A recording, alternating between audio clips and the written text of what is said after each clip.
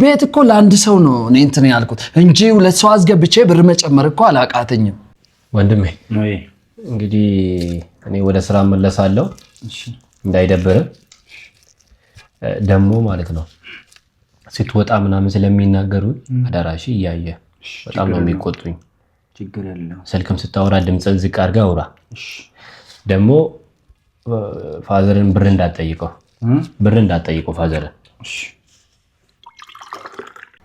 ምን አይነት ድፍረት ነው በእናታችሁ? እስከዛ እኔ ጋር ነው የምትቆየው፣ አትጨናነቅ።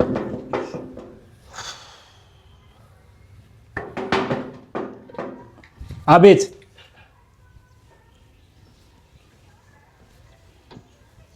ወዬ፣ አቤት ወዬ፣ ቁጭ በሉ፣ ምግብ እየበላን ነው። አረዛው ብሉ። እኔ የምልህ ወዬ ምንድነው አንተ ሰው አታምጣ አላልኩም?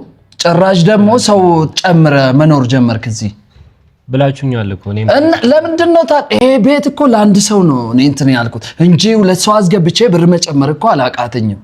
አዎ ግን ወንድሜ ነው ከክፍለ ሀገር። እንግዲህ እንዲህ ከሆነ ሌላ ቤት ፈልግ። በቃ እኔ ወንድሜ አይደለም አላልኩም። ሌላ ቤት ፈልግ፣ ወይ ቤቴን ልቀቅልኝ፣ ወይ ስንት ደግሞ ልጆች አሉ ግቢ ውስጥ። በቃ ይኸውልህ ነግሬሃለሁ እኔ።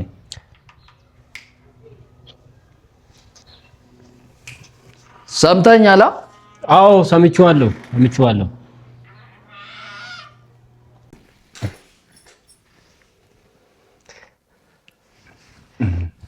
ወንድሜ ወይ ብላል። እንዴት ነው ወንድሜ? አረ ምንም ከፋ እንዴ? አይ ምንም። እንግዲህ የከተማ ኑሮ እንዲህ ነው። አዎ እና መቻል ነው ያለብህ፣ አንተ መበርታት ነው ያለብህ። አዎ ግን ለጊዜው ነው ሁሉም ነገር ያልፋል። መበርታት ነው ያለብህ። በቃ እኔ ልሂድ። እንግዲህ እኔም ወንድሜ ሁሌም ጠዋት ማታ እንትን እያሉኝ ነው ታውቃለህ። በጣም እየጨቀጨቁኝ ነው። የማደርገው ነገር ነው የጠፋብኝ። አንተንም እንደማለት ከበደኝ ታውቃለህ። ልትቸገርብኝም አልፈልግም ወንድሜን። እዚህ ደግሞ አብረን እንዳንሆን ይኸው በጣም በቃ ሁሌ ነው እየጨቀጨቁኝ። እኔ በጣም ጨንቆኛል። በቃ ችግር የለውም እኔ እሄዳለሁ።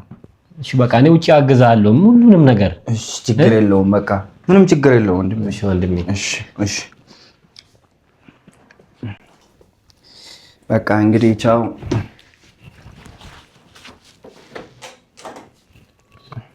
ቻው። እሺ ወንድሜ።